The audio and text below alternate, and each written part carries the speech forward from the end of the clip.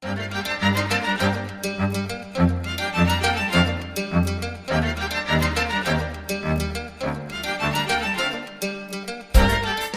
back to This Week in Film, the weekly podcast where we sit together and talk about the movies we've discussed. Oh, 7 days. I'm Nick Panunto, joined as always by Midwest Matt Lauer. Matt, how's it going? I don't know why, Pretty but I'm good, pointing. Nick. Pretty good. You know what's funny is I point when I do it. I know you so well. I messed up my own introduction. You wrote it through. Congratulations. Thank you. Well, this is for the new listeners. podcast. You don't know what the fuck's going on. Welcome aboard. Matt and I have been playing a game lately where he tries to say the things I say at the introduction of the show, and this week he won. You know, I'll bet they figured that out anyway. Yep. Well, in case you couldn't hear what we were saying, this is the weekly podcast where we get together and talk about the movies we've seen over the past 7 days. I'm Nick Panunto, and I'm pointing right at you, Midwest Matt Lauer. How's it going? Other than the cut in my head, it's going really well. How are you, Nick? You gotta watch out for them trees. True. They and the killer heard you cacti. talking crap on them. Hey, dude. The trees Hey heard you Dude talking. corner. I know, right? That's like the 4th time that's come up recently. Which means I need to really watch that show. I'm sure it holds up Oh, perfectly. 20 years on. But I was going to say you got attacked by a tree because you were talking smack on The Happening, saying that it couldn't happen, and look what happens. When did I say that? I don't know. Oh, I mean, I would still agree. That's fine. Yeah. I think we were saying something about The Happening recently. Oh, Although yeah. I was saying that some other movie where people kill themselves a lot is just like The Happening. What? Bird Box? Some crappy movie. Yeah, that's the one. You liked Bird Box. I lightly recommended it. Well, Matt, Yes. we have some work to do. Yeah, we got preview So let's- corners and movies and commercial corner. I'm so excited. But before we do, why don't we tell the listeners what we saw this week? We can do that. All right, I'll go first. Go for I it. saw 3 movies. I saw 2 animated films of the Batman variety, because apparently that's all I watch anymore. Seriously. I watched a movie called Batman Ninja. And then I watched the one that just came out, Justice League versus the Fatal Five. And then the 3rd movie that I watched was recommended by you, called Creep. Oh, awesome. So we'll talk about those movies. I'm glad you watched that. Hopefully you are too, but you don't have to spoil your, review. Yeah, we'll talk about it. I saw Dumbo. Oh, God, why? That's a good question, my friend. And I saw, according to my notes, I saw Per Sematary. But it was actually Pet Sematary, because that's actually a movie. Well, Pet Sematary It's already out. came out? Yep, it came out this weekend. Oh, okay. And I also saw, but listeners, don't look forward to this because this will be a very, very short review. I also saw The Mummy. The one with Brendan Fraser? No, the Tom Cruise one. Oh, well, I would like to hear about that because I haven't watched it. Well, you'll get to, but it's going to be Excellent. All right. So what should go first? Let me talk about Batman Ninja. I will let you do that. So Batman Ninja is from 2018, and it is a Japanime Batman movie. It's made in the style of any kind of. It's as generic as Japanime as you can get. Okay. So like the first 20 of it's first off, it's directed by a guy named, and I'm going to brutalize this name, but it's directed by a guy named Junpei Mizusaki. I think Mizusaki. And a bunch of, I believe it's a bunch of Japanese actors that do the English voice acting. Unless the version that I have just had an English cast, because I must have seen the English voice cast, because the cast list that's listed on IMDb makes it seem like there's a Japanese version of this, which is probably better than the one I saw. You know how you lose a little something in the translation?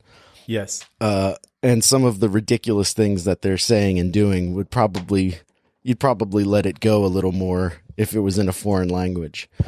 But so Batman Ninja starts off in Gotham City, and Batman for some reason is fighting the Flash's villain, Gorilla Grodd.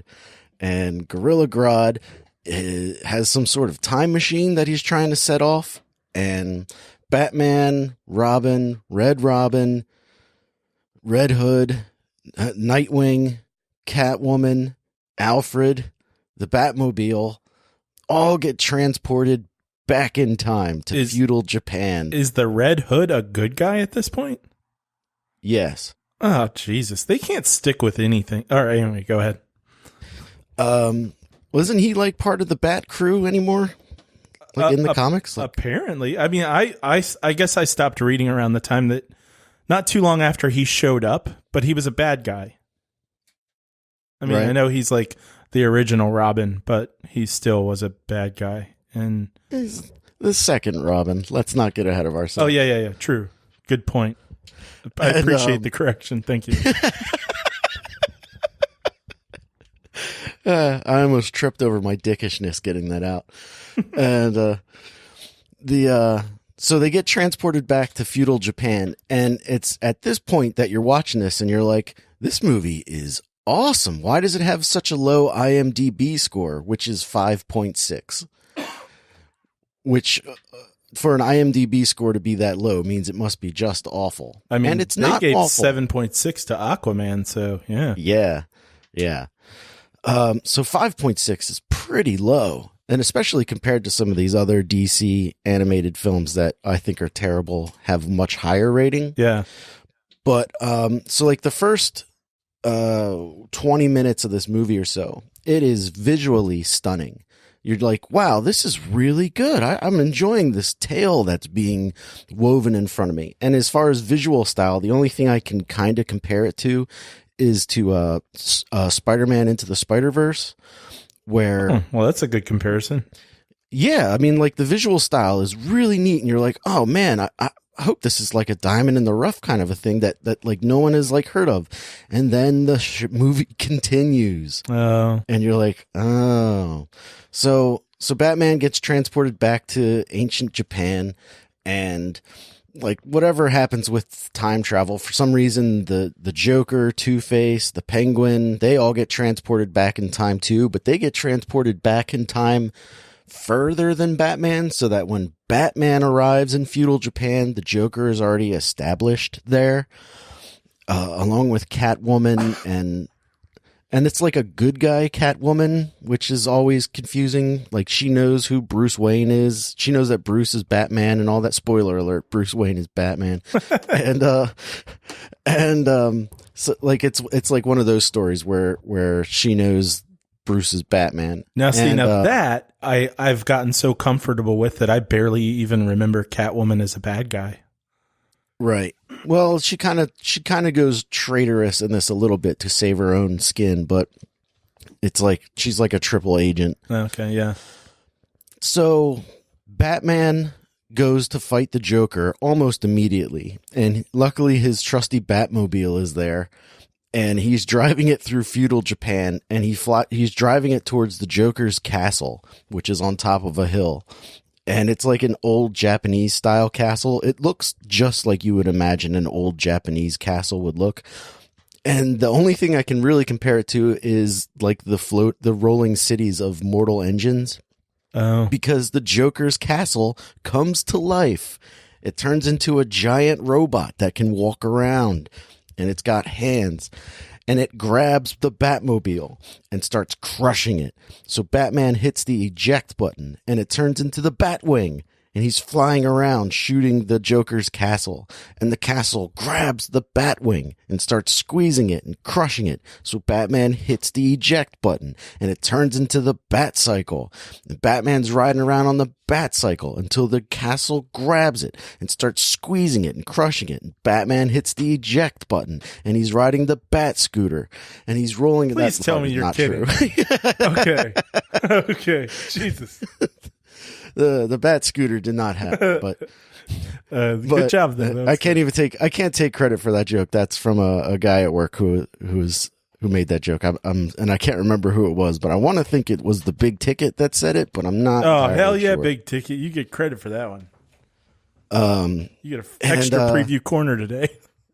Yeah. And so then the Batman gets defeated by the Joker and he goes home to lick his wounds and he's like standing on a hill looking at the Joker's castle and he's like, I don't have any weapons. How can I fight the Joker? And I'm like, you're the goddamn Batman. You don't need weapons.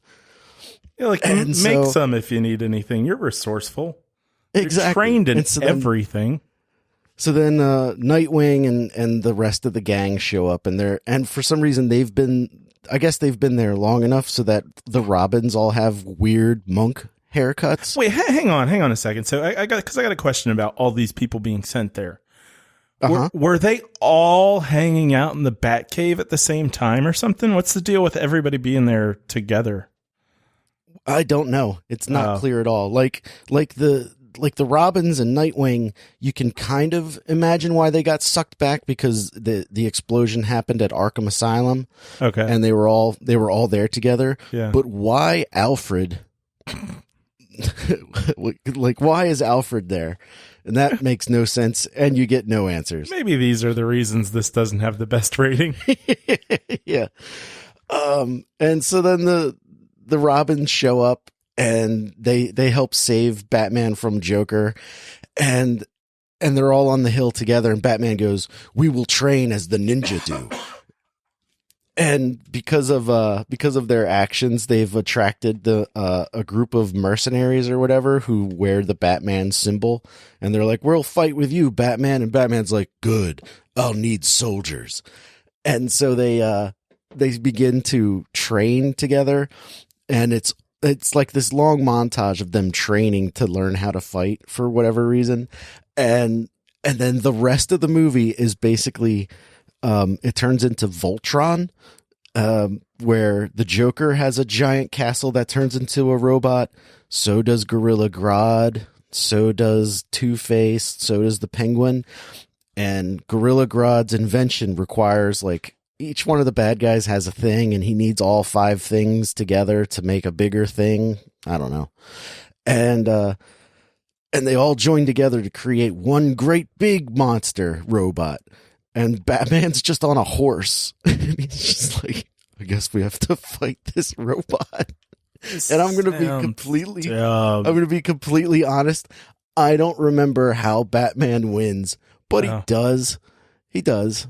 And it's not very good. It's not very good at all, but it's definitely better than some. And visually it's pretty entertaining to watch. Especially the anime style with the Batman characters. Joker and Harley Quinn are pretty entertaining, although the storyline with them is pretty ridiculous because at one point he gets amnesia that he gives himself amnesia. And he's like this. Yeah, that's a thing you can do. And him and Harley Quinn are living this life as farmers. A lot of time passes on this thing where him and Harley Quinn are living as quiet farmers, and Red Hood finds him. And basically he wants to execute him because the Red Hood, the Joker killed Jason Todd, who was the Red Hood back in the 80s. And, which was for the best. It was. And, I guess in the 2000s, Jason Todd came back as the Red Hood, and he's kind of had a grudge against the Joker for killing his mom and blowing him up and hitting him with a crowbar. So Jason Todd wants to execute him in feudal Japan, and Batman's like, no, he doesn't even know who he is anymore. Let's let him go. And so they do. But the presence of Batman in the Joker brings the Joker's memories back to him. immediately. So like he leaves and the Joker just turns into the Joker again. And it's just ridiculous. I know I say check it out, but you should totally watch it. Okay. Like you should totally watch it just for how ridiculous and how over the top it is. And then just for that sequence where he's like in the Batmobile and then the Batwing and then the Bat Cycle, and it all gets destroyed in like a matter of 60 seconds. And then you're like, why did they even bother including it in the movie? You didn't use it at all. Because they had those ideas. Yeah. Batman Ninja. Not very good, but I'd say it's worth checking out just for a different kind of visual style. And after looking at the IMDb for it, maybe try watching it with the Japanese voice actors. Not that the American voice actors did a poor job, but it's a different bit of flavor for you. The end. Okay. All right. Well, I will. What should I do here first? Dumbo or Pet Sematary? Let's go with Dumbo. Cool. Okay, so I spoiler alert, I guess, for my review. I don't really remember this movie that well. But I have lots of notes here. But anyway, commercials. So first is the commercial corner. And preview corner is going to be kind of long because it's got 2 movies worth of previews in it. I'll let you try to guess when I switch from the previews for Dumbo to the previews before Pet Sematary. Okay. You'll probably be able to guess. Okay. So commercials though. First there was a commercial for something called Sprite Limonade.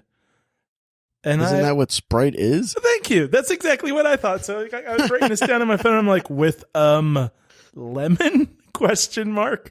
So like, isn't Sprite lemon lime? Sprite, but with lemon. Yeah, no, this apparently is Sprite, but they've added lemonade to it. Oh. Yeah. So that exists. So it's like Sprite, but more Spritey. Well, and then I have a commercial here that's I'm going to be honest. This wasn't a commercial on the screen. This is my own commercial. Because I ate a whole package of Swedish fish just during the previews, and damn it, Swedish fish are good. They're so great, and especially if they're just a little bit dry, which they tend to be at the movie theater. So where they're like extra sticky kind of thing. Yeah, well, and a little crunchy on the outside.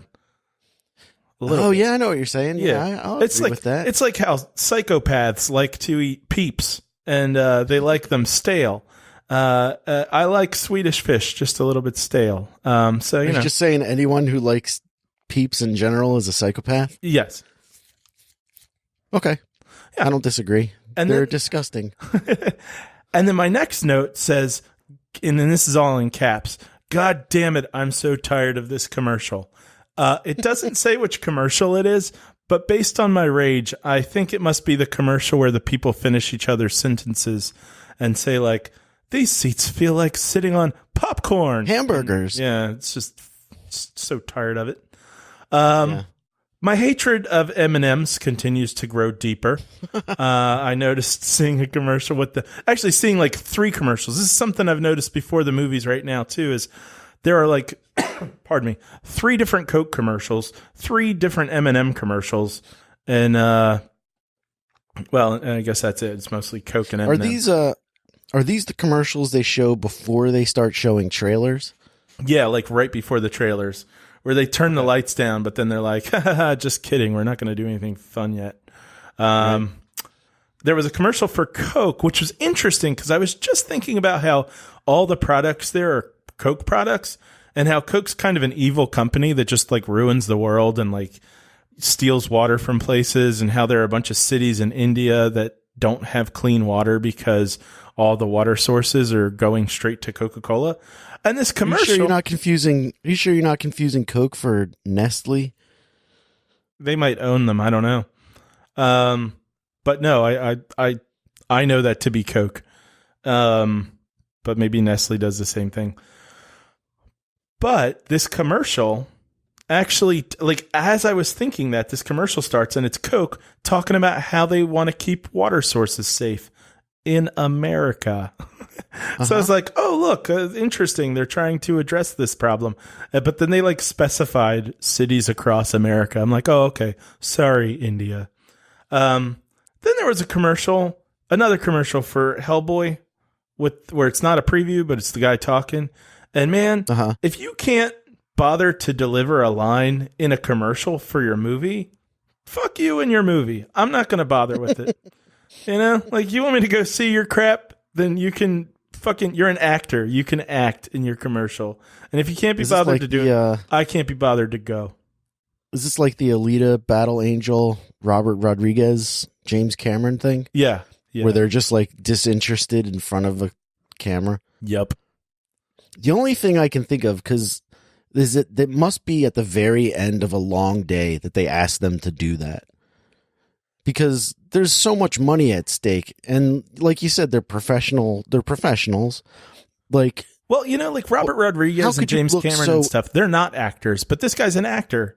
And he's going to be acting in the movie where I have to watch his face for 2 hours. So, no. Yeah. I'm not going to do it. All right. Preview Corner. Brought to you by The Big Ticket. All right, Big Ticket. Here you go. So first we have a movie that I called as it was playing, Baby Tomb Raider. But it turns out it's Dora the Explorer. Oh, yeah. and they specify in the preview that she's from the jungle. Apparently that's a place. There's just the jungle. And in the preview, someone gets kidnapped, and there is apparently there's a chai monkey. I think this was supposed to say CGI monkey. Yeah. So that it looked like if you were, someone with kids, it would be probably a more tolerable of the kids' movie. Yeah. So that's all I got to say about that. I thought that looked pretty fun. Like I never watched the Dora the Explorer show because it's for little kids, like toddlers. Yeah. And that's who this movie is aimed at, are the kids who were toddlers when Dora the Explorer was on. Who were toddlers then. Yeah, so it's like aimed at like 13 to 17-year-olds who were little kids, and the character that they watched is like a teenager, but she still acts like she's that little girl character. So it looks cute. Like it looks like a fun adventure. I like that idea of having something timed in such a way that like you can still grow up with it in different venues rather than being like 30 and then finally, Transformers comes out. And then it sucks. But anyway, then there was a preview for a movie that I called Yeti in the Hood, which turned out to actually be titled Abominable. And it is a animated movie in which a girl is trying to save a Yeti from a rich guy. Is this different than the Zach Galifianakis animated movie where he's a Bigfoot looking for an abominable snowman? Are you talking about The Missing Link? I think so. Then yes. That's a movie called The Missing Link. I see. Yeah, and then I saw yet another preview for what's it called now? Breakthrough, the Christian propaganda movie. I don't know. I just really, really want this to be a catfish thing where people go to the movie and then at the end, after everybody in the movie's like, save our son, and God and praying and all that, and then at the end of the movie when you're like super confident that God's going to bring the kid back to life, he just dies. Pretty sure that's not going to happen though. And then I saw a commercial for Shazam, which I am interested in seeing. It had Slim Shady music playing, and this preview is different from the ones I've seen before, and it actually included more stuff that made it look funny and fun. So I'm not optimistic, but I'm less pessimistic than before. Then I saw a preview for I'm still excited about it. Everything I've heard about it has been positive. So I've only heard one review, and I'm going to try to keep it that way till I see it. And it was kind of mixed. Like, it was like, oh, it's a lot of fun, but there are some things that suck. And I'm like, all right, whatever. That's, that's what I'm expecting. Yeah. So. Yeah, I think it'll probably be a decent time, but, Aquaman. So then I saw a preview for Toy Story 4. And this one actually included a lot of the story, I think. And it includes Woody is protecting a spork. I'll let that sink in. Yeah. And then they find Bo Peep, who's looking very shiny. Like someone polished her before this movie. And then there are a bunch of creepy-ass killer dummies. And that was the point that Matt was like, oh, maybe this is a horror movie. But nope, it's Toy Story 4. I'll be there. I'm sure it's going to be good. It looks interesting. I like the idea of the spork. Like from what I get from the trailer, the spork comes to life because the little girl that they belong to made it a toy. Made it a toy, so it like brought life to it. Yeah. And the thing does not want to exist. Yeah. It's like kill me. Right. And I was like, that's kind of a dark but interesting thing. But I don't know why Woody's putting his neck out to save the spork. So the spork, I think the spork thing is just what ends up, it's sort of a MacGuffin for the first half of the movie or something that gets Woody to the place that Bo Peep is, where she is. And then it looks like it's kind of like she's trying to get Woody to stay where she is. And I mean, I don't know. This is the part of the movie that I'd rather see the spork thing because the rest of it seems like another, just like the second movie and the third movie where there's a bad guy who wants them to like turn, come on, join us, blah blah blah, cult shit. And then I like the idea of this to get back to the sport thing because kids make toys out of anything, right? Like my son has a favorite stick outside that looks just like all of his other sticks. He has a lot of sticks, but like there's his favorite stick, and that's his toy, and I'm not allowed to throw that stick away. Huh? So like. It'd be interesting, like, because like they try to bring their sticks and rocks into the house, right? And I'm like, no sticks and rocks in the house, and I'm like, are they just outside shivering because it's nighttime and no one's looking at them? Are the sticks and rocks leaned up against the window, seeing us all warm inside? They're all outside, hanging out, listening to Randy Newman. Randy Newman. Yeah, they're all night and day singing about what he sees. All right, next preview. Speaking of shitty CGI, because remember 2 weeks ago or so I was talking with you about how CGI is not really trying anymore. Aladdin. Oh yeah. So it's 2019 now, and of the few things included in this preview that aren't already in the original Aladdin movie, there's a gay panic joke. I'm like, come on, fucking grow up. Give it the times. Guy Ritchie is directing that too.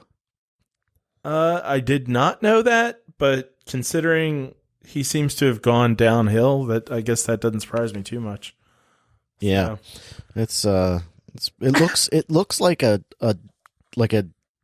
Spanish soap opera. It doesn't look very good. Even like just the quality wise, it looks off.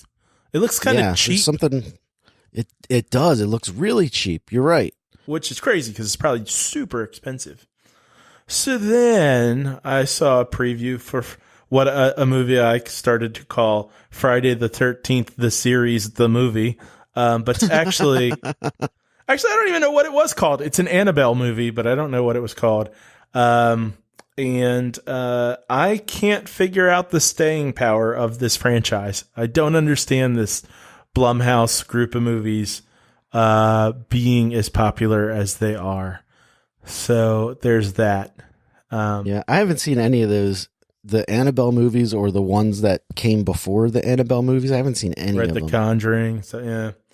And you may have missed it, but that was where we turned the corner into the previews that were before Pet Sematary. I didn't even think of that. That's pretty good. And then I saw a preview for Big Ticky. You were getting your money's worth for a movie that I called Killer Superboy, and that is actually called Brightburn. And this, I thought it was called Birthright. No, but it looks awesome. Like it does look awesome. It's like, what if all the things that people worried Superman or Superboy was, he actually was, you know, this kid who gets these powers because he came to Earth and just is not doing good things with them. And it looks awesome. And James Gunn's involved in that, isn't he? Yeah, I think so. I think it's actually two Gunn people. So does he have a brother? He does. Okay. Yeah, his brother is working together on it. Yeah, his brother usually works with him. In the Guardians movies, his brother is the guy that's still alive in Guardians 2 at the end. He's like the guy on the ship. Oh, like the thin guy that's trying to use the arrow? Yeah, that's his brother. Okay. Gotcha. Oh, he was pretty likable. Okay, then there was another preview for Ma. And I don't have a lot to say about that except for that, like, so this is a movie where these kids start hanging out with the middle-aged African-American lady who says, like, come to my house if you want to do your drinking in a quiet place or whatever, where you won't get in trouble. Right. The one thing from the preview that, like, made me go, what? Is that one of the kids voices some hesitation. And he goes, well, we don't even know her. And, like, that is true. And that is a point. But if I'm a teenager and some middle-aged person is like, hey, come hang out at my house, my issue isn't that I don't know them. It's that they're not who I want to hang out with. I mean, kids don't go and find places to sneak off to get drunk because they want to be around adults. Right. Duh. So that was weird. Then there was a preview for a movie that I titled Space Shuttle Movie, and then I retitled Space Fucked Me Up, but is actually titled Lucy in the Sky, and it's got Natalie Portman in it, and I have no idea what it's about. Not a clue. I haven't even heard of this. It looks, and maybe part of this is because Natalie Portman's in it, but there's also there's some really weird imagery stuff. Like almost like Annihilation, like where they're just like, hey, we're not going to follow the rules of like normal physics and stuff. Oh, this looks a little weirder because like at one point Natalie Portman's like flying over things, like just her body, and she's like flying like she's in a dream or something. So I really don't know I don't know what it's about, but I'm curious. All right. Okay. Then I saw a preview for Rocket Man, and all you need to know about that is the kid from Kingsman is Elton John, and that's that. Then there was a preview for Child's Play, and it doesn't show Chucky. And then there was a commercial or a preview for Scary Stories to Tell in the Dark. And I gotta say, I can't wait for this movie. But really, I'm also not expecting anything good. It's just that those books, and I bought them a few years ago because I had them when I was a kid, and I don't know where they went, but I wanted to read them. Those stories aren't that good. But yeah, so it's all about the visuals, and this thing has the creepy drawings in those books. Yeah, it's all the artwork, and that I keep wanting to say Benicio del Toro, Guillermo del Toro, has got his hands on this. So I don't know if he's directing it or producing it. I think he's directing it. And while I don't like him because his movies don't do anything for me, the one thing they do have to offer is awesome visuals. And this movie should be all about the visuals. So yeah.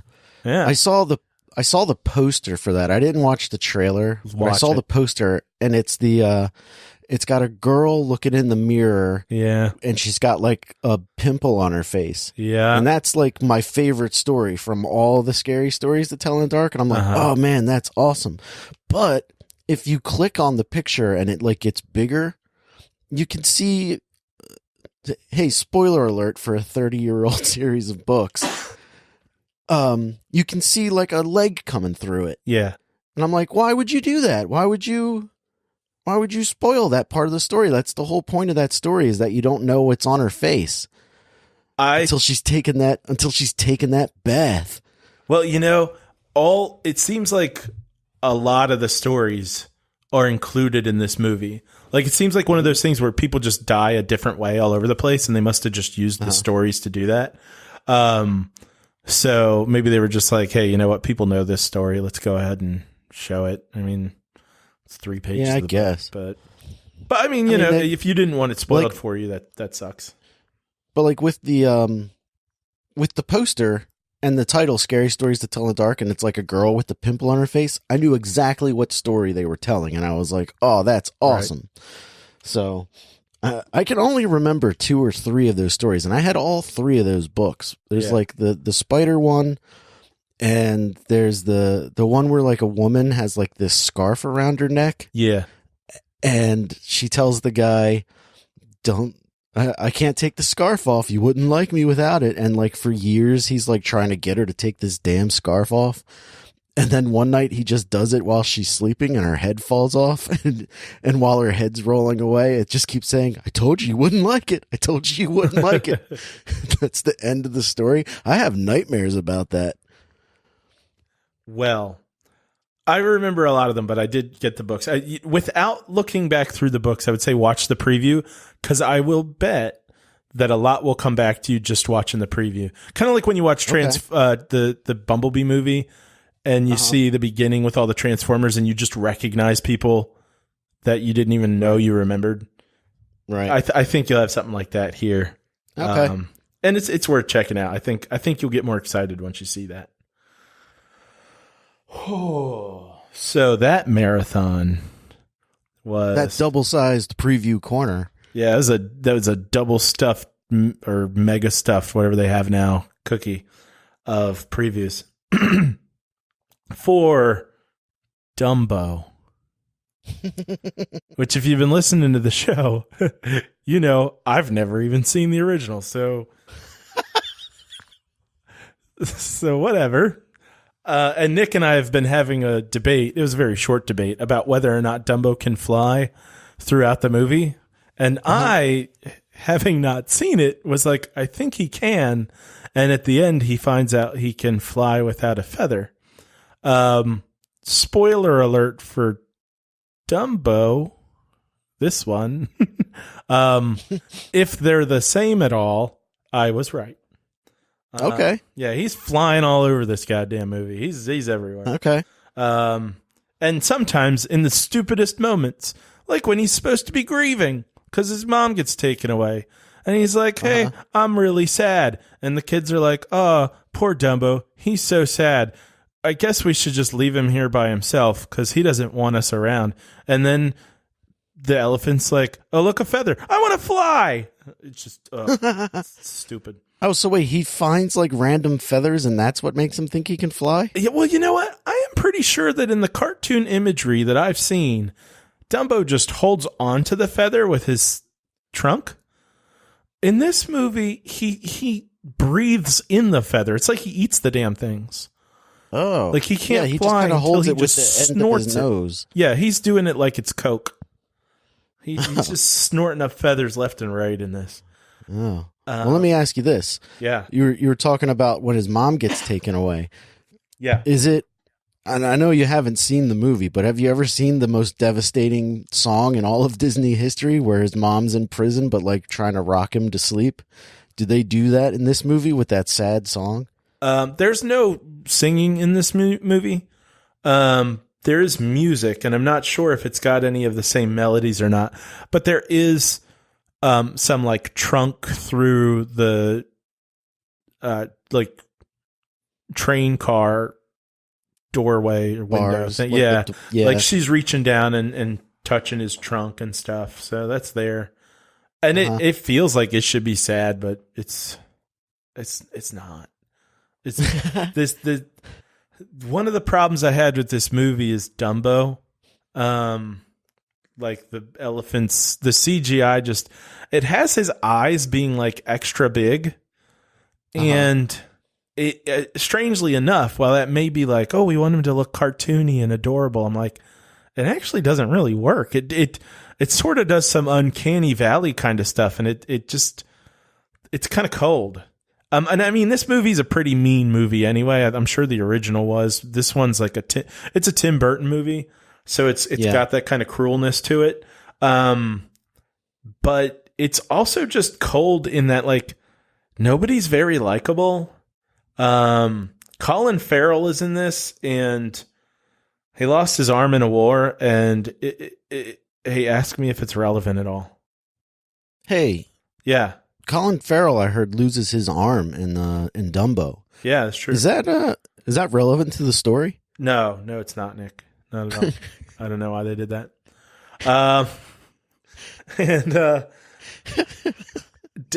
If you want to see what I'm talking about with the CGI thing, just watch this movie and look at what they do with dust and smoke. It has been figured out by now. It doesn't have to look like crap, but it does. So some interesting things about this movie. There was no "When You Wish Upon a Star" music with the logo at the beginning. Danny DeVito's in this movie, and while he's not likable, like the character's not exactly likable throughout the movie, the best scenes are any scene that has Danny DeVito in it.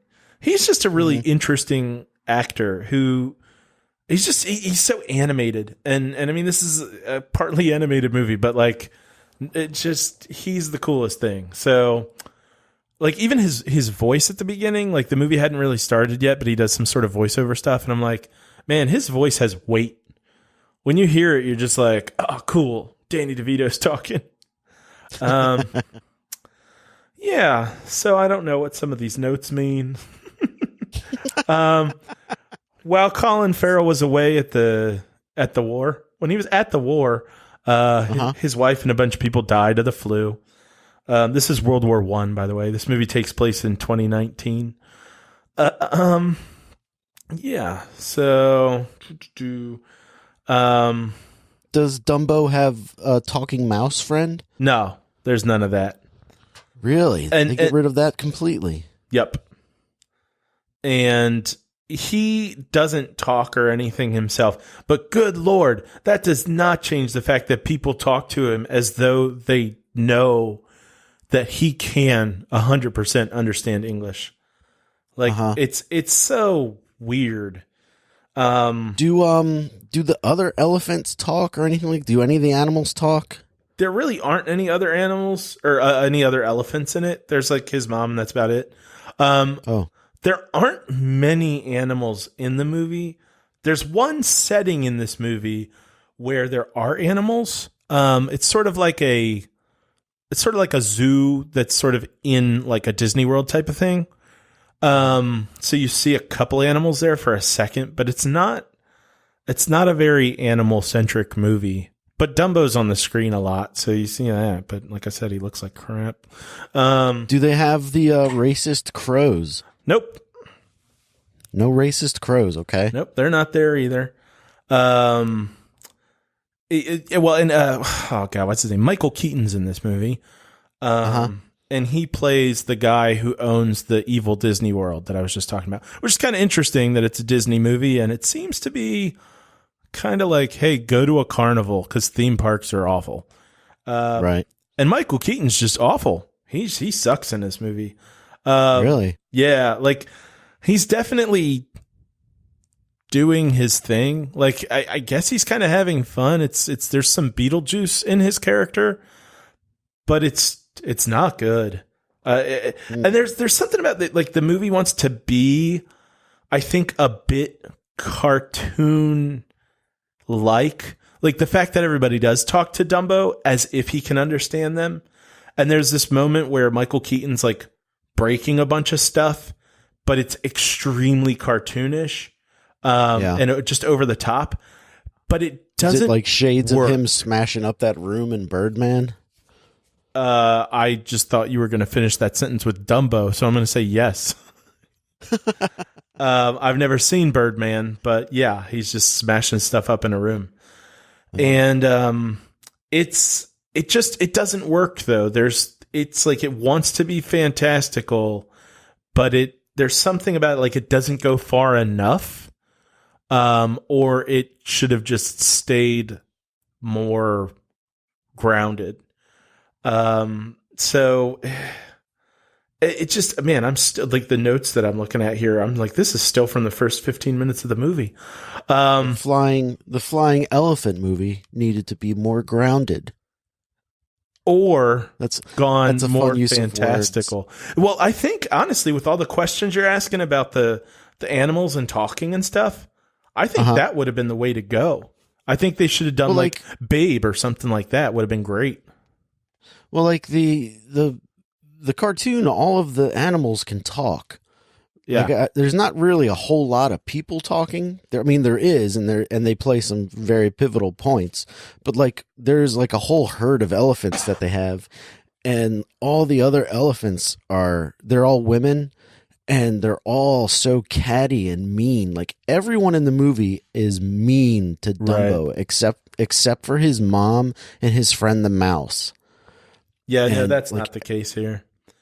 Oh. No, you've got a whole family of people. Like, so here's the deal with Colin Farrell and his stupid kids. I mean, his kids. His wife died while he was gone. He comes back and he's like, "Oh, my wife really knew how to connect with the kids, and I don't."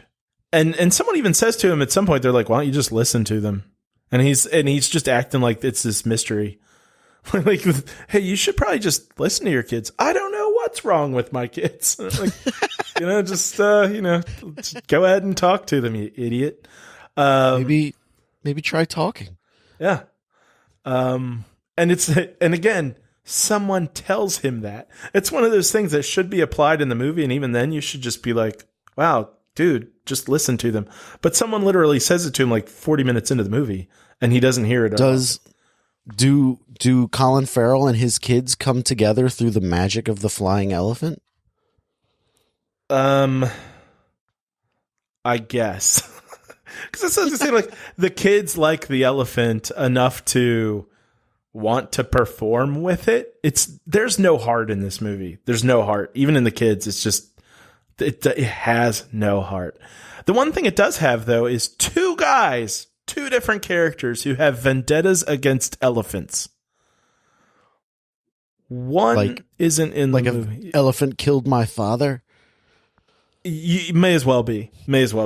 One of them just wants to abuse the elephants at the beginning, including Dumbo, of course. And then the other one is like, I just want to hunt elephants. Look at my elephant shoes. I made them out of elephants. So yeah. I think I've pretty much established as much as I need to about this movie. Oh, actually, no. There was one thing in this entire movie that was incredibly neat, and that is that they, I don't know if this is a spoiler or not. It's just that there is a scene in the movie. It doesn't ruin anything with plot, but if you're wondering about the dancing elephant scene, like the nightmare thing. Oh yeah, that's horrifying. They do that. They actually of all the things that Dumbo does he get drunk and all, and then he has like a hallucination? No, it's more like he's in a room where there's some lights flashing and stuff, and then it's part of the Disneyland thing. They sort of create this stuff it's actually made out of like bubbles and stuff, but it's definitely a throwback to that scene, and it's the coolest part of this whole movie. And it does not make it worth going to see. So, I mean, don't get too excited. Why did you go? That's a good question. I went because I wanted to go to the theater, and that was it. And there just wasn't anything else to see. So, yeah, that's it. I just wanted something to see, and I was like, all right, I'll go to this. And it also was pretty boring and long. Yeah.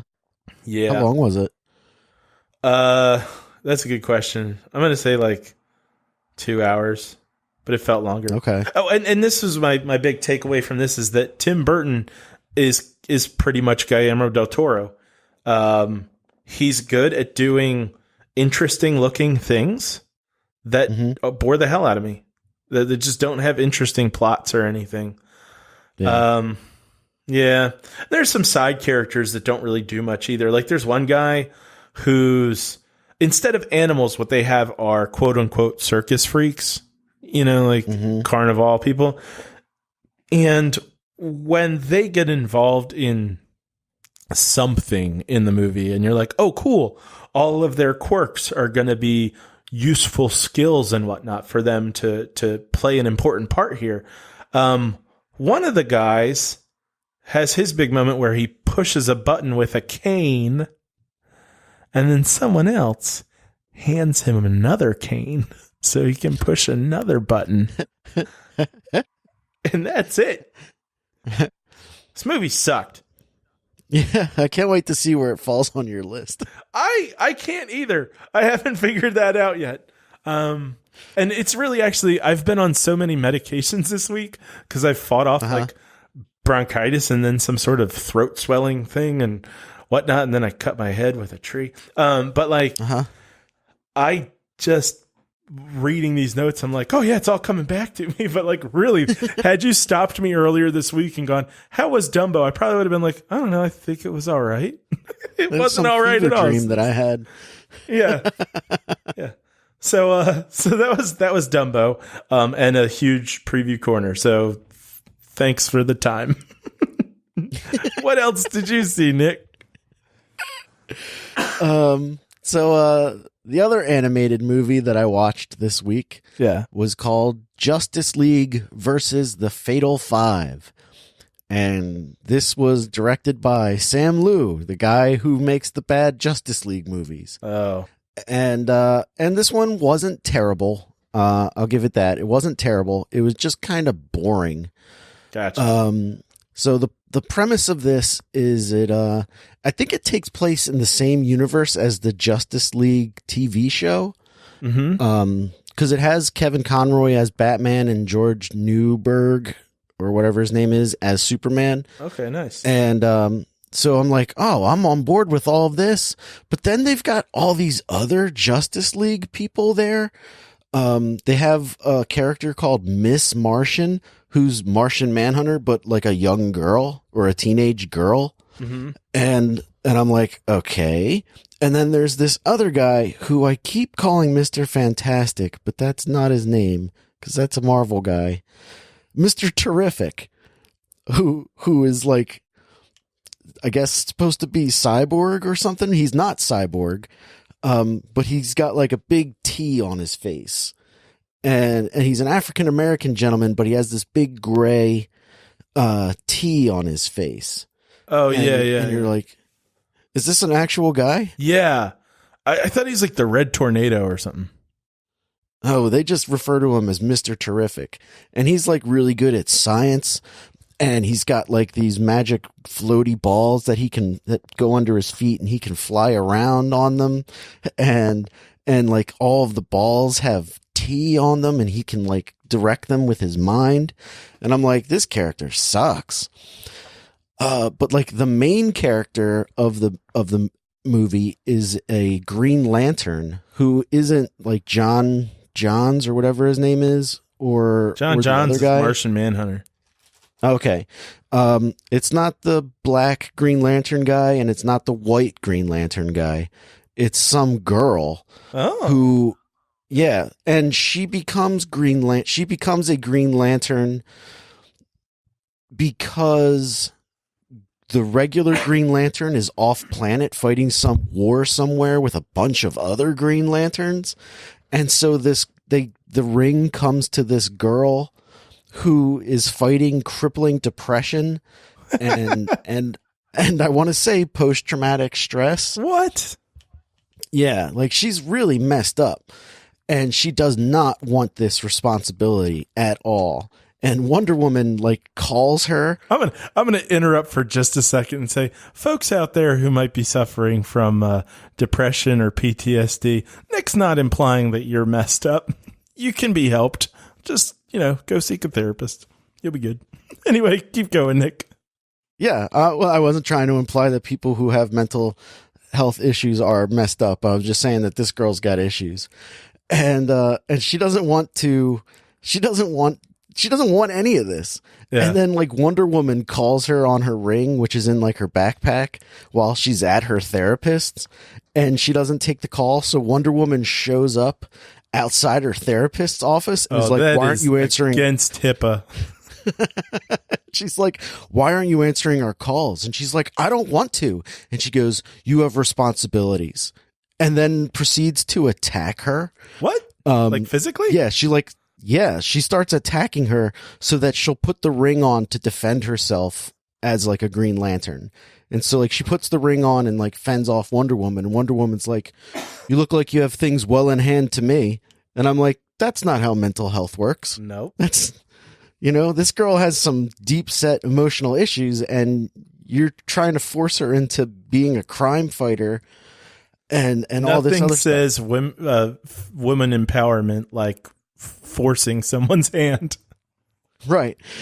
And so the plot of this movie, outside of the female Green Lantern, is it starts 1,000 years in the future. Oh. And it has these characters that I'm pretty sure were in an episode of Justice League, because one of them looks like Brainiac, but like he's like a good guy, and they're in the future, and there's like these good guy superheroes fighting these bad guy superheroes.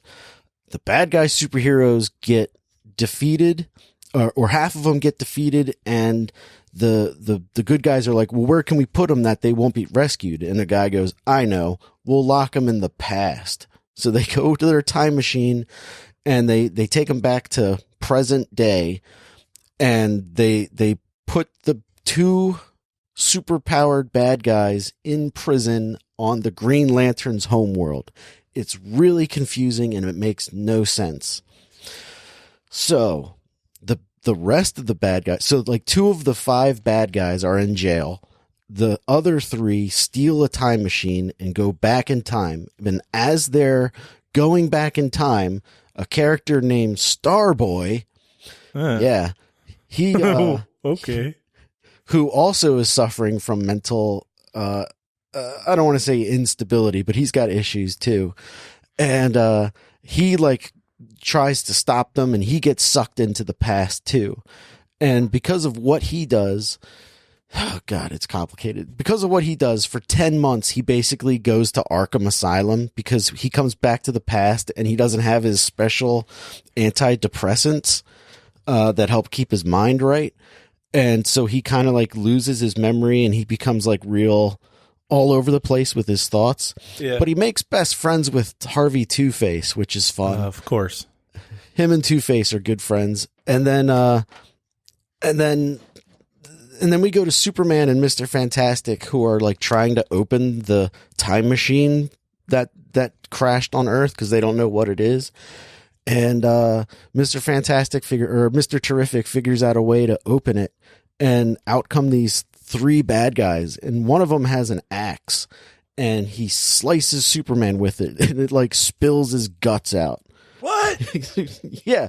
And so like later, after they've all recovered from their first bout with the rest of the Fateful Five, the one guy's like, his blade was so sharp it was like 1 micron thick, able to cut through Superman's stomach. And I'm like, that's not how Superman works.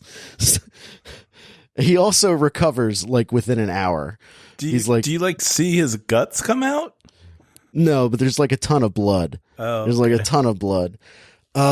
So you think that that's going to matter, that this guy has a weapon? Hey Matt, right. ask me if it's going to matter that Superman's able to be cut in half. Wait, oh my God, that guy has a weapon that can cut Superman in half? That seems really important. Is it relevant? Uh-huh. No, it's not. Doesn't come up again. Shit. Doesn't come up again. What a waste. Yeah. So basically, the bad guys come back in time to get the female Green Lantern so that she can set free the other bad guys in the Green Lantern jail. And long story short, she does. She sets them free after giving in to these like terrorists. Yeah. Because they start blowing up Metropolis, and Superman can only catch so many falling buildings. He's only one man. True. Like at one point they blow out the base of this skyscraper and it's just falling over, and Superman catches it and he's just like straining against all of eternity to hold this building up. And Wonder Woman just floats by like right next to him, and he looks at her and he goes, "I've got this." And another building starts falling down. And so she goes to go stop that building from falling over. And I'm like, can she fly? Yeah, Wonder Woman can fly in this show. And in this movie, she can fly. But it's unclear if she can fly in the Wonder Woman movie, which is one of the problems I have with that, is that her powers are not clear. Why does she need a jet if she can fly? Excellent question.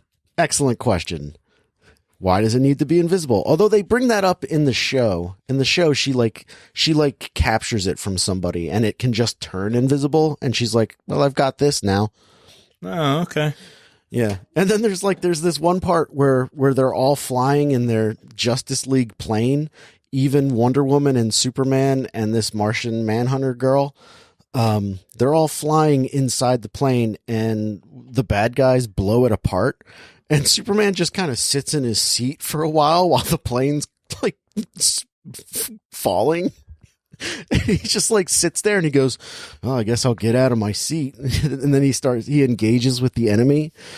But, yeah. So anyway, the movie continues with, the bad guys all get free. And they go to, they're on the Green Lantern homeworld, and they take all of the power out of the Green Lantern super battery. And this gets into all like the Green Lantern nonsense that I can't stand. Yeah. With like like you have to charge your ring. You have to say that chant, like in darkest day and goofy. blackest night. And like, I can't stand any of that Green Lantern stuff. And so they steal all of the Green Lantern power and put it into this one woman's, like, she's got this eyeball that like is super powerful and kills all these people in her head. And so, no, it floats next to her. Oh, yeah. And so she says, "Oh, I have an idea. I know how we can be unstoppable in the future. Let's destroy the sun." Oh, yeah. She's like, "If we destroy the sun now, everyone dies, and we'll have the future all to ourselves." And I'm like, your future still involves Earth. You're still on Earth in the future. Like, if you blow up the sun 1,000 years ago, in 1,000 years in the future, the sun is still gone. That's gonna be a problem. Like, you didn't think this through. Anyway, she launches the eyeball at the sun, and Superman goes after it to try and stop it. And he's like, "Oh, first of all, here's one thing, and I'm gonna nerd out. She launches it at the sun, and then she turns to the Justice League, who are incapacitated, and she says, "In 3 minutes, everything will be gone." And and the first thing I thought of is, it takes light 7 minutes to get from the sun to the earth. This eyeball's not going faster than the speed of light, let alone twice the speed of light. And so, long story short, the Green Lantern girl shows up. She's all of a sudden super powered and defeats the entire Fateful Five single-handedly. Superman gets up and goes after the eyeball thing to try and stop it. And then Starboy's like, "Hey, I need to be the one who stops that." And she goes, "Okay." And basically he jumps into the sun to save the world. And that's how it ends. And it's not very good. It's not the worst thing that they've put out. The voice acting in this one was tolerable. It didn't do that stop and start that I can't stand in some of the other ones. Yeah, and it's always good to hear Kevin Conroy as Batman and the George Newberg as Superman. Like, those guys are my favorites. Yep. And I believe the Wonder Woman voice is the same as the cartoon as well, but I'm not entirely sure. But like, the character choices, like literal characters, like, why do they have this teenage Martian Manhunter character unless she was introduced in a movie that I didn't see? like why introduce her, and like why not use Cyborg instead of Mr. Terrific? You know, like you have a character who already does that. Don't throw this new guy in. Oh, they're probably just trying to see if they can like make a few other characters popular. I mean, DC's still trying to catch up with Marvel on things. So if they can get some more characters popular, then that means like they can make like a bigger Justice League movie or something. Like for some reason, like the Miss Martian character is she's like a Justice League trainee. Yeah. Like she's not a full-fledged member yet, but she's like partnered up with Batman. So wherever Batman goes, she goes. Oh yeah, Batman's he's not the kind of guy that would mind that at all. Right. And he like makes a comment to her about, he's like, I don't like being saddled up with teenagers. Oh, okay. And she can shapeshift, and she shapeshifts into Robin. Nice. And he just goes, point taken. And I'm like, well, I mean, that's clever and all, but like, why is this character here? We already have a Martian Manhunter. Why do we need a younger, sexier version of him? You know, like, what a waste. You know, you don't have to introduce new characters. It's like how Flash's sidekick is Kid Flash, which is like, right. Like give me a new character, you know? Don't just give me the same thing, but like with an attitude. Or don't even add anybody, but come up with a new story. Because I gotta say, like, as you even like maybe we're 2 minutes into talking about this, I'm like, I feel like I've already heard this story 100 times. Time travel and like, you know, like even the other story you were saying, like, oh yeah, they time travel back to Japan. I'm like, okay, well that happens all the time, so whatever. You know, like just come up with some good stories. Yeah, it's not that hard. You know? Right. I mean, even if you were to just take a story that wasn't a superhero story and just be like, we decided that we're going to do something along the lines of let's say American Beauty, but we're going to put Batman in it. I'm like, okay, all right, cool. Now I want to see that. Like, is he involved in the lives of Kevin Spacey, or is the Batman just exist in the same universe? You know, I think it could go either way. You could have he lives on that same street, and you know, he's like, he jogs with the guy from Quantum Leap too. Oh, I know the kid next door who's like really into the videotaping of stuff. Yeah, he gets footage of Batman in action. See, we're already writing a better story than any of these movies. So yeah, just come up with a new story, people. All right. Are we, is that the end of that one? Oh yeah, very done. Okay. So I guess I'll go to Pet Sematary. Why don't we save Pet Sematary for the end? Okay. I'd love to hear about The Mummy. Oh, well, here's what I got to say about that. It's better than Aquaman. Is it really? That's my review. That's all you got? I don't really have much to say about this. Honestly, pardon me. So, all right. So Tom Cruise is in this, and he's actually, Tom Cruise is super miscast in this role. Like he doesn't fit it. It's not so extremely far off that, you know, like if you were to say, oh, well, they had 3 other people in line and everyone quit and they needed someone quickly, so somehow they got a hold of Tom Cruise. Fine. Mm-hmm.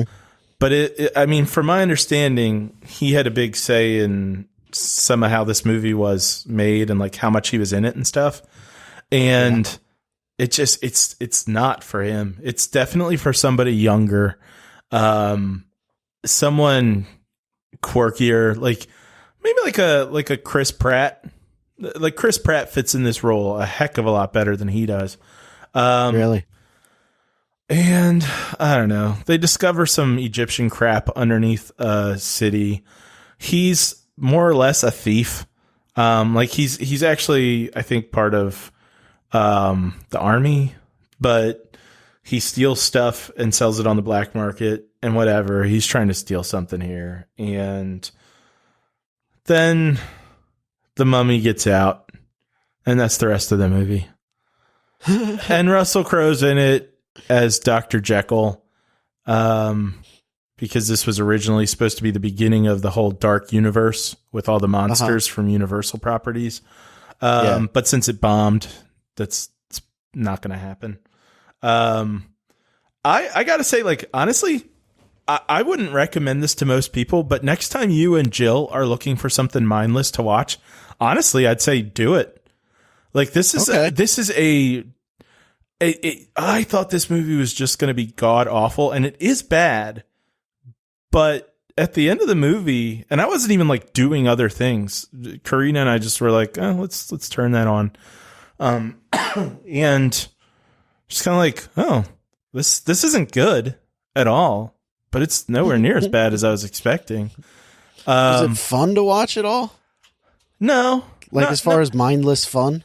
It was very, very mindless. It wasn't a lot of fun for me, but I do think, like, if you were saying like, oh yeah, like Sunday afternoon, you're just there and you don't have any ambitions at all, and you just want something to watch and sort of laugh at. It's not funny, but you and Jill could enjoy it. I'll leave it at that. I'm not listeners. I'm not recommending this to you. Don't watch it. Nick, you watch it. Okay, I'll watch it. I'll watch anything with Tom Cruise. So. Check it out. Yeah, I'll check it out. All right. So we'll get to Pet Sematary later. That was it. All right. So I'll talk about the movie Creep now. Yeah. So Creep from 2014, which is much further away than I thought it was when I first saw 2014. I was like, oh, that's like 2 years ago. It was directed by Patrick Bryce, and it stars Mark Duplass and Patrick Price. Did I say Bryce with a B? And those are the only two people in the movie, are these two characters. And so I was recommended this movie by you. Yep. And to give a brief overview of it, because I guess from Justice League on, this episode is spoilers because I just ruined all of Justice League without a spoiler warning. But I'm gonna spoil this movie because Matt and I have seen it. I would recommend you check it out. It's a quick hour and 15 minutes, and it's a fun little thriller. To the point where if I had more time, I was going to watch Creep 2 today as well, but I just didn't have another hour and 15 minutes. Excuse me. And the plot of the movie is this videographer guy gets like a Craigslist call or whatever, and it's to record Mark Duplass, who says he's dying of cancer, and he wants to make a video like what Michael Keaton does, which is funny because he was in Dumbo.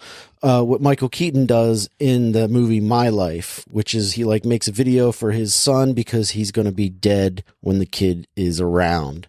And so like the camera guy's like, okay, and he's getting like $1,000, and that'll be his day, and then a bunch of wacky stuff starts to happen, and so cringy. So that's Creep. If you don't want be spoiled, or the movie to be spoiled for you, I would recommend turning the show off now and picking it up later. All right, Matt, I really enjoyed this. I'm glad you did. It was definitely very uncomfortable to watch. Oh, it's like, so cringy. I kept like looking away. Like I kept hitting the button. I watched it on my tablet while my twins were sleeping on me.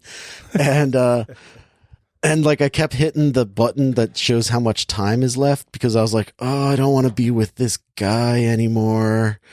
Not because it's bad in any way, but because it's just so uncomfortable. Yeah. And I like after I got done watching the movie, I read a review.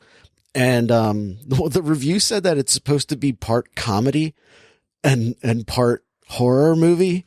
And I'm like, there's no comedy in this. This movie wasn't funny at all. There were a couple of light moments, but no moments of comedy. But like apparently it was shot like all the dialogue or most of the dialogue is all improvised. Really? Yeah. Wow. And I thought that was pretty interesting, especially for like the two actors. I guess they had like a main story that they had to kind of stick to, but when they're sitting around and like that one scene when they're in the restaurant and the guy's like, "Tell me something embarrassing about yourself," and he tells the story about him peeing his pants. I guess he just made that up. So I really enjoyed this movie. I can't wait to watch the sequel. And then I guess there are plans for a third movie, which leads me to believe that he's still alive after the second movie. But yeah, it was a lot of fun. I don't want to watch how it to again. react to finding out that there's going to be a third one, but I'll watch the second one and you'll see what I mean. Okay. I don't want to watch it again, but I want to watch my wife watch it. Right. That's Like I understand that a lot because I'm like so excited that you watched it. So it's kind of it's a special little movie, you know, like that. Yeah. There aren't many that are like that. I mean, you get like some Wes Anderson things that are pretty awkward, but this is a whole different brand. This is like weird awkward. Well, and then, you know, since you said spoiler alert, when he kills the guy at the end. Yeah. That was awesome. I rewound that and watched it like 2 more times. I did too. Like there's something about it where I'm like sort of in disbelief. I'm like, did that just happen? Like, yeah. I knew it was coming, but at the same time, I want to know how they shot that. Like they shot that perfectly. Like he just picks up that axe and brings it down on his head. Yeah. And it's just like, it looks like he really hit that dude in the head with an axe.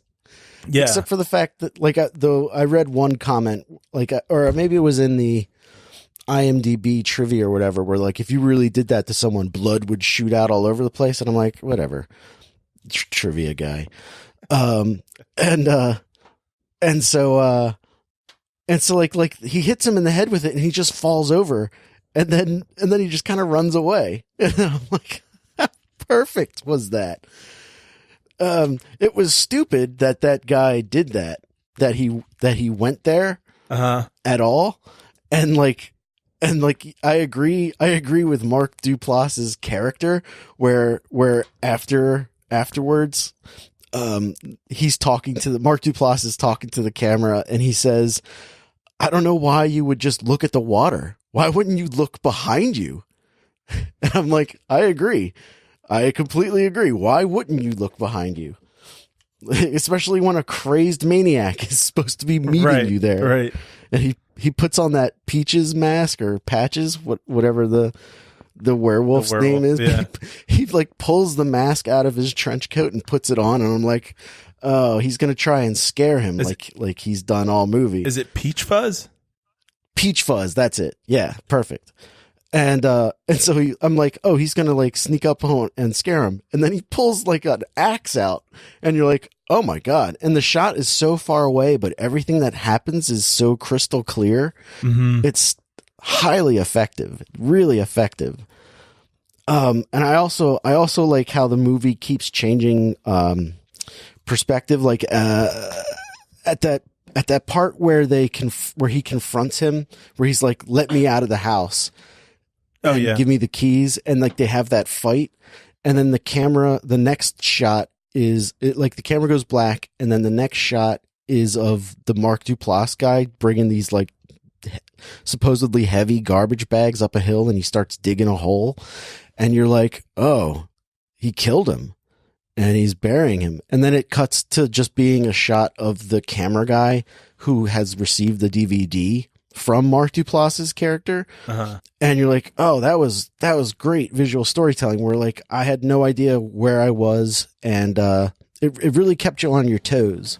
Yeah, and it allows the found footage sort of quality of the movie to not just be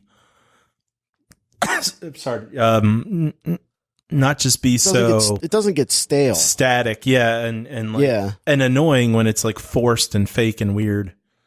Yeah. And then at the end, when at the end when he takes when Mark Duplass has the camera and he's just watching his killing of the dude over and over again. Yeah. I was like, oh man, that's great. And then he like walks to his little cabinet and he has like a ton of these things. Yeah. Like, he's just killed so many people. And like, I was like, this is great. This is great. And it's so quick too, like an hour 15. How perfect of a running time. It's exactly the right amount of time for the movie. Yeah. Yeah. Any longer, it would have like felt dragged out, and any shorter, I could have gone with shorter, but like, I get it. Yeah. Even if you were to edit it down, it's not like the length it is feels like any of its padding. Yeah. Even the first, like the movie's all jump scares basically, but like that first jump scare got me. It got me so bad where he's in his car and he's like waiting for the person to come home, and the guy and Mark Duplass just shows up in his window. That made me jump like really hard, and my twins were like almost jostled awake. So a bunch of the jump scares got me. Not all of them, but a bunch of them did. I'm really glad you liked it. Yeah, I am too, because, you know, I like liking things. But yeah, Creep. Check it out if you're in the mood for something creepy. And like the whole time I'm watching the movie, I'm like, this dude is such a creep.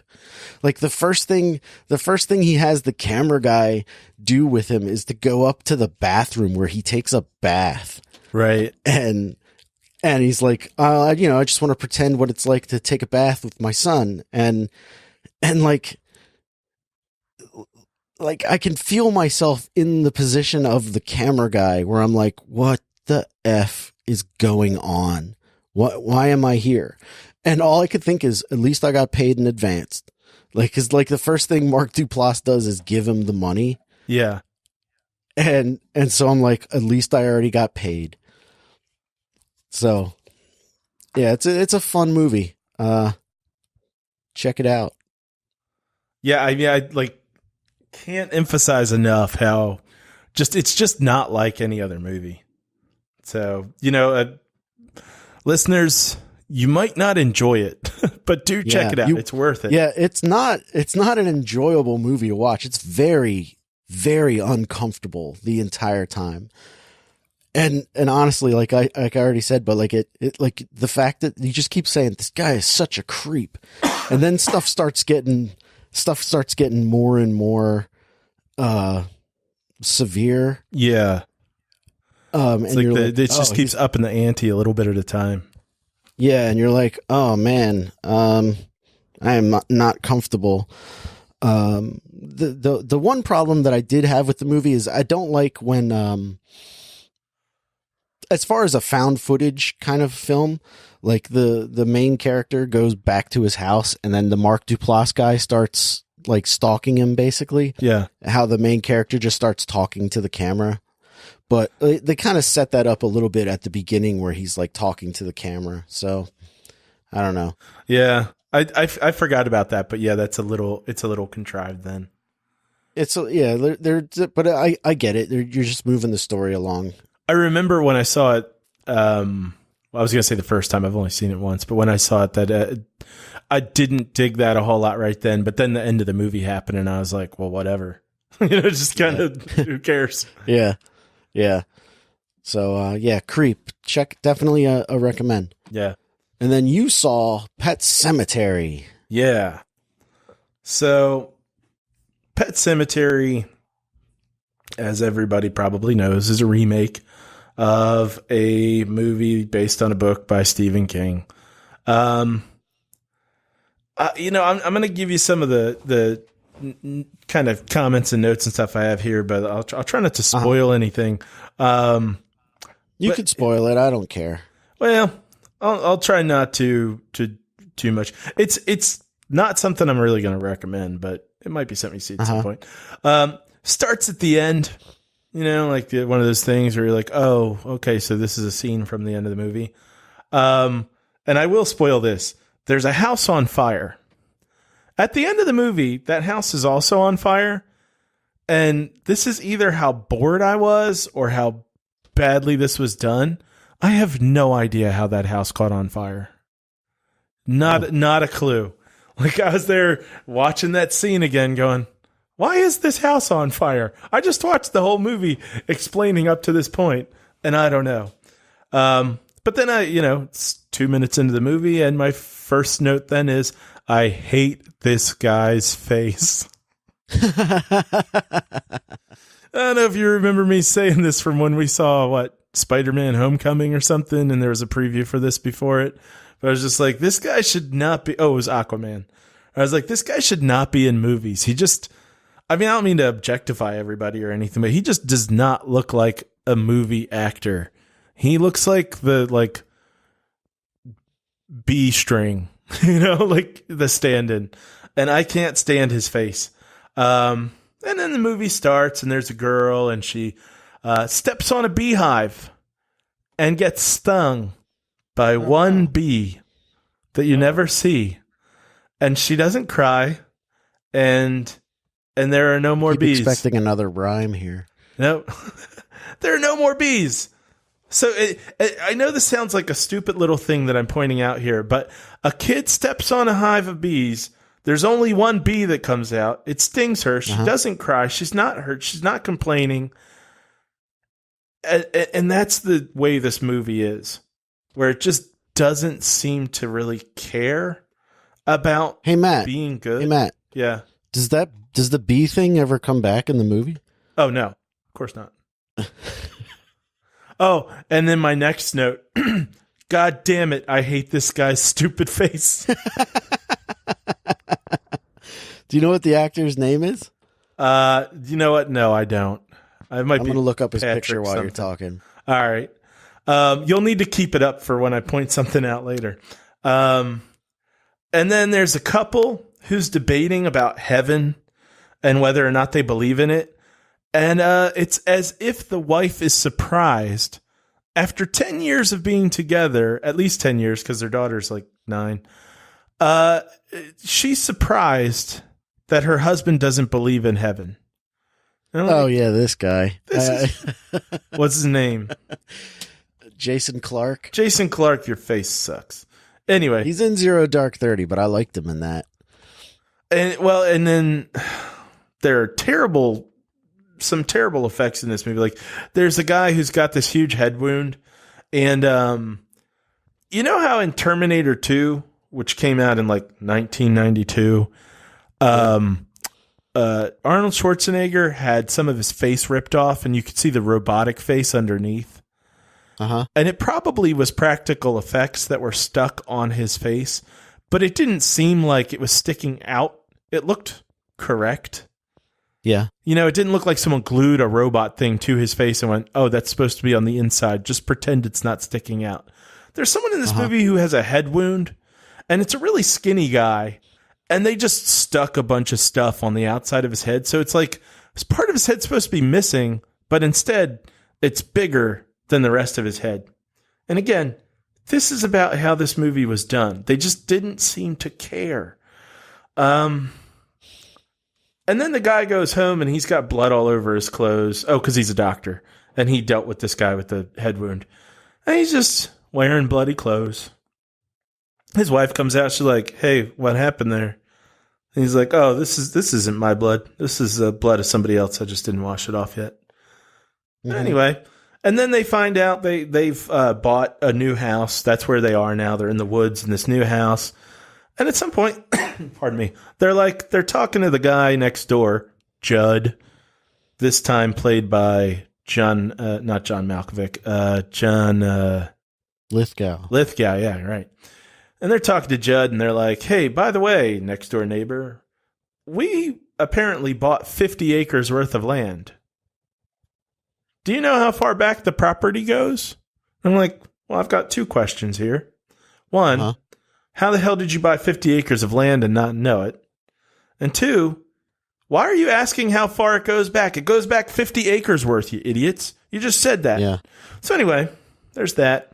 And this is just kind of the way this movie's done. It's just so half-assed. And then, the husband, and the way I'm telling you this is partly to kind of reflect the way this movie is. It's very choppy. Like it's pardon me. It's like they wanted to include a zillion things.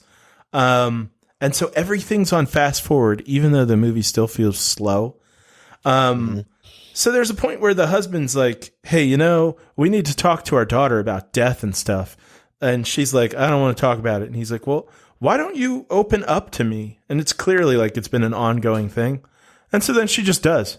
And she just like tells him this whole story about like everything that were to happen or had happened to her as a kid. I'm like, this is weird.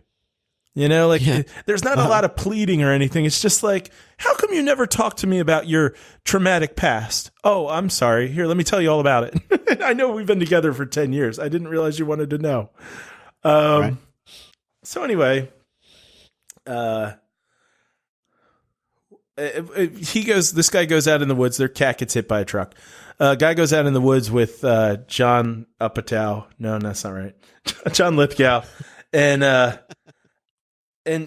John Lithgow's like, he starts climbing up this huge thing of sticks, and he's like, come with me. I know exactly where to step.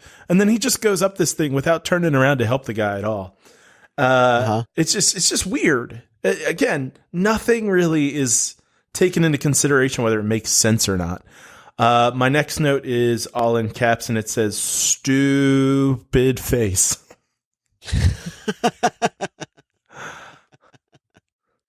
And oh man, there is a thing that, I know I'm not really going to recommend this very hard to many people, but I will say this: if you're interested in seeing it at all, don't look at newer previews for this, because there is something that's changed in the movie, and it allows some things to be different from the original. But one of the previews spoils that stuff. So, just avoid them if you're thinking about seeing this.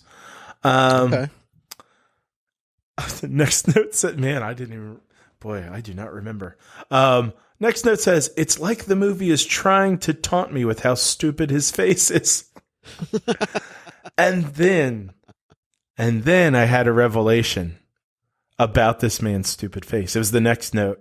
And it says, Tucker Carlson, with like 6 exclamation points. Oh, that's why I hate his face so much. He reminds me of Tucker Carlson. I'll give you that. He's the Hollywood version of Tucker Carlson. No, he's the Lifetime movie version of Tucker Carlson, who somehow got into Hollywood movies. And that's what this movie feels like. It doesn't feel like a real movie. It feels like a Lifetime movie version of something. Now, that all changes a bit around an hour and 15 minutes into this hour and 40-minute movie, because it actually starts to get good towards the end. The third act of this movie is pretty decent. And I think, like, if I were to take this movie and like go, hey guys, before we release this, let's redo it. Like, let's edit this and change it a bit. I would probably not make it longer. You would have to if you wanted to include all the plot lines that are in it. Mm-hmm. But it'd probably be better just to take out some of the plot lines and not try to do so many different things.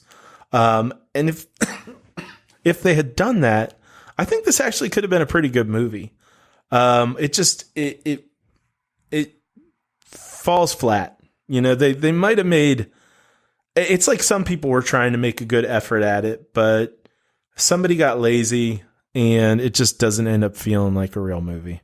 So I don't exactly recommend this. I will say this much. If you liked the first one enough to be interested in seeing a different version of it, go see it, because this is better than the original.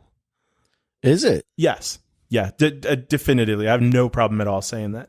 Wow. They don't use John Lithgow to his abilities. Like, he doesn't have as much to do as they really could have given him.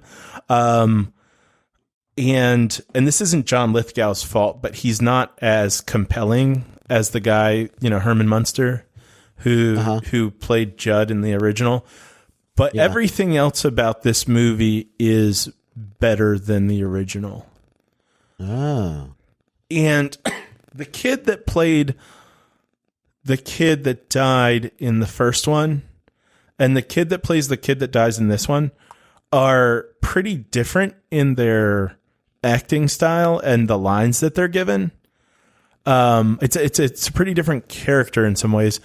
And I would say that this works as well. It's just different, but it works just as well. So, okay. Yeah. So, I mean, if you did like the first one at all, then you should go see it, actually. I mean, I saw it when I was 12 and thought it was awesome. Oh. But like, I'm aware of it. I'm aware of it, like of enjoying it as a 12-year-old. Yeah. Like isn't the main character the guy from Wings? Oh, is it? I don't know. So. And he was the voice of Superman in the Superman TV show. I know that one of the guys from Wings is in the made-for-TV version of The Shining. Yeah, that's also true. That's also true. But yeah, I mean, I saw the original probably when I was like 20, and I remember I just like the guy that played Herman Munster. I just like him as an actor. And I did think that the kid that played, what's his name? Jeez, I just saw the movie. Gage. I thought the kid was really good. It is not the guy from Wings. Oh, is the main character's name Lewis? Yeah. Yeah, it is not the guy from Wings. No, you're right. It definitely wasn't, because the guy that was in the original was terrible. He was a terrible actor. But yeah, I mean, seriously, for anyone who did enjoy the first one, then check this out. If you don't like Stephen King movies, this isn't going to win you over. If you're just looking for a horror movie and you want to get to the theater, then go see Us. But if you've already seen it, then you could go see this. It's not as good. All right. Well, then that brings us to the segment of our show where we rank the movies we've discussed. They go on the list that we've been compiling since late December, and the new movies are either better or worse than a movie that's already on the list. So, Matt, where will your first movie go? Well, that depends. What's my first movie? I don't remember. Oh, okay. You just mean in the order that I went. Yeah, sorry. I'm looking for Dumbo. Where did I put it in my list? Dumbo, right? Oh my God, that was so long ago. Okay, I am going to put Dumbo between The Boy and Contagion. Wow, all the way down there. Better than Contagion? Yeah. I just listened to the episode where you talk about Contagion. Yeah. And I was like flummoxed by how much you disliked it. I just, and honestly, look, I'm putting it above Contagion on my list because the rules are nondescript. Right. Contagion is a better movie than Dumbo. It's just. But you like Dumbo more than Contagion. Yeah, I guess, because it's not so much that I liked it more, it's that Contagion pissed me off. Because just like Glass, I felt like someone was trying to tell me that the movie was so damn smart, and it just wasn't good enough for that. Like, it didn't deserve to be patting itself on the back as much as it was. And so Dumbo didn't piss me off that way, because I didn't feel at all like anyone was trying to tell me it was good. I did not feel at all like Tim Burton was in there going like, this movie's great. It was like, hey, I like showing you things that are nifty colors. Here's a shitty movie. That's what I do. And that's why it's going as low as it is, because it wasn't any better than that. But it didn't piss me off as much as Contagion did, because I hate people telling me stuff's great when it's not. I think Contagion's great. How many stars would you give Dumbo? 1.5. 1.5 stars. All right. And I'm guessing you would not click the heart button No. You would say you did not like the movie. Correct. All right. And then the second movie you watched was The Mummy. The Mummy, right. And I'm putting that in between House Shark and Ocean's 8. Ghost Shark? Oh, yeah, right. All right. No. Ghost Shark is beneath Ocean's 8. And how many stars would you give that? I would give that 2. 2 stars. And I'm guessing that's a big no on the like button. It's a no on the like button. Okay. And then Pet Sematary. It's funny because I actually did kind of enjoy watching it. It's not good. You know what? Tell you what, change it to 2.5 stars. Oh, okay. 2.5 stars. Wait, no, that's the opposite, right? Because I'm kind of saying I liked it, but it wasn't good. But instead, I'm giving it 2.5 stars, but a no like. Screw it. That's okay. Give it 2 stars and a thumbs up. 2 stars and a thumbs up. Wow. Turns out that The Mummy is the toughest review I've ever had to make. It's a tough call. I like how the quality of the film dropped, but your enjoyment of it went up. Yep. Oh, God. And then Pet Sematary is between Blazing Saddles and Lego Movie 2. Okay. And seriously, this movie can thank its third act for that. Because if it weren't for the third act getting better, this would be going down well below The Mummy. And how many stars would you give it? 2. 2 stars. And would you click the like button or not? No. No? Okay. Great. So it just went. All right. It just went above The Mummy with the same amount of stars, but a thumbs down when The Mummy got a thumbs up. The system is rigged. Yeah. And so we didn't say this. So Pet Sematary is going into your number 28 slot. Wow. Dumbo's going into your. I'm sorry. The Mummy's going into your number 32 slot, and Dumbo is going into your number 37. Just so people at home have a frame of reference. Wow. And that's at the bottom of the list. Yeah, you've seen 43 because Aquaman is at 43. Yep. At the bottom. I was looking at my list recently. Yeah. And I am no longer happy with where I put things. I should have like a 2-week moratorium from when I watch a movie to where I place it on the list, because it changes dramatically depending on how much time has passed since I've watched it or not. Hey, question for you regarding that. How are you feeling about Captain Marvel now that you've had some space away from it? I'm actually pretty happy with where Captain Marvel is. Well, forget about the list for a minute. I just mean in terms of what's your relationship with it? Like, do you feel like you like it the same amount? Do you feel like you'd like it more or less? I think I'm about the same. Okay. Like thinking about it, I think because I was geeking out about the new Avengers trailer stuff that came out this past week, and I was telling my wife. She was asking about, is Ant-Man in it? And I'm like, well, you're going to have to watch Ant-Man and the Wasp for that, because that movie takes place pre-snap. And she's like, pre-snap? And I'm like, yeah, you live in a pre or post-snap world now. And she's like, oh my God, you're such a geek.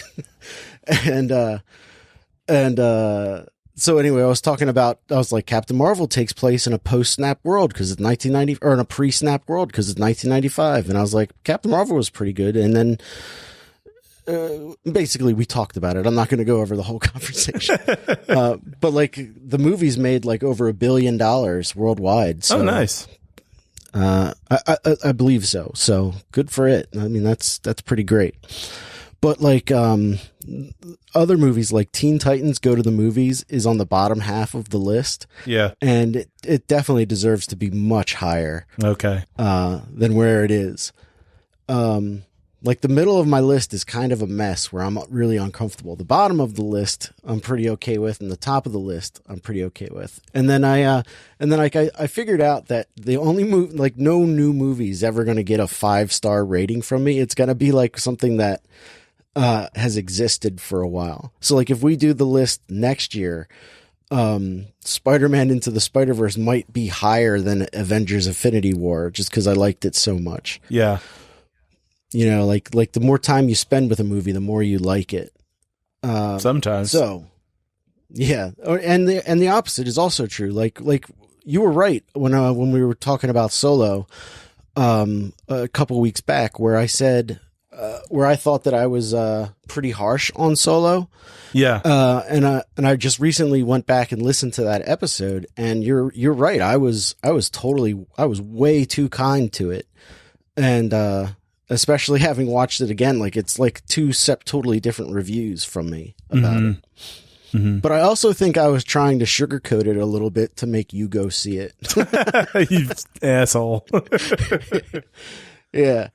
So anyway, with my list, the first movie that I watched was Batman Ninja, and I'm going to put that in the new number 32 slot between The Incredibles 2 and Christmas Chronicles. And I'm going to give it 2 stars. And I will say that I liked it, just because the art style was pretty neat. It was pretty neat to see. And then the next movie I talked about was Teen Titans, or the Justice League. And I'm going to put that, let's see. I'm going to put that right above it, honestly.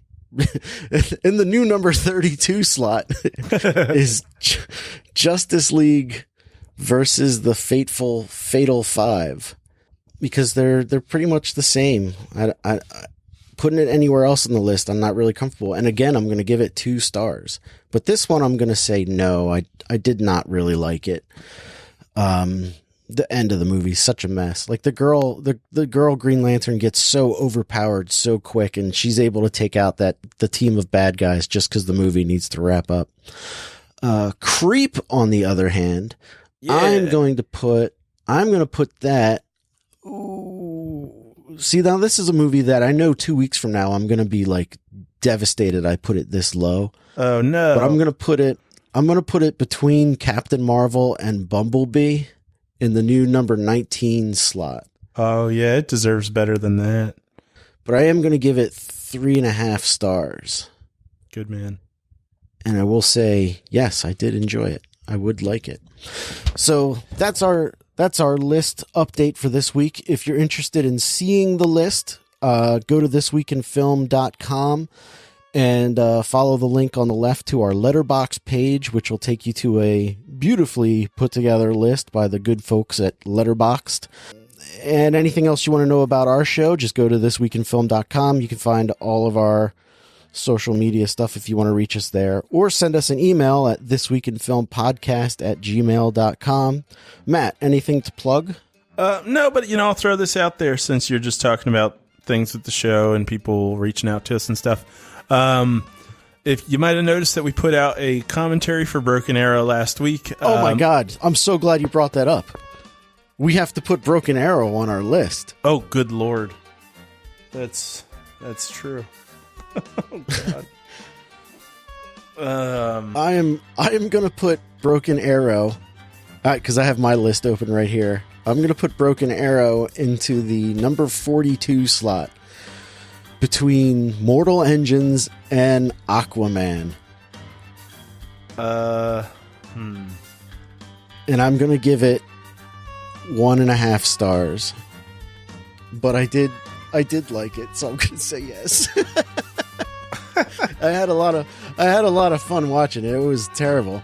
And if you're interested in hearing how much fun Matt and I had watching it, check out last week's episode of the show for our commentary track of the John Travolta, Christian Slater, Broken Arrow. And I'm going to put Broken Arrow in my whatever number slot between Dumbo and Contagion. Better than Contagion. Like, at this point, I feel like it's just vindictive against Contagion. Hey, you got to go back and listen to that episode where I talked about Contagion. I'm surprised it's not... me then would be surprised that it's not at the bottom of my list now. Because I was really mad that it wanted me to think it was so good. How many stars would you give Broken Arrow? 1. 1 star. You can go as low as 0.5. I'll go with 1. 1 star. But that is good to know. Like? I'm sure I'll use the 0.5 at some point. No. No, thumbs down. All right. But what I was going to say before was, listeners, if you want to listen to a commentary track, but you'd rather have it be a movie that you specifically are interested in, let us know. Or root for one of the movies that I've been suggesting we do. And those include Lady in the Water, In the Happening, and maybe that's it. I don't know. Did I say anything else before? Oh, wait, yeah, I did. I did Speed. Oh, yeah, Speed. Well, we should just do all 3 of those for the sake of doing them. They're all... Oh, okay. Speed's a great movie. Never mind. Don't reach out to us, listeners. We don't need your input. Which one would you like to hear first? There we go. How about that? Yeah. Is there a movie you want to hear about first? Get in touch with us. All right, so I guess if that's the end of the reel, we'll see you next week in film. Thanks for listening.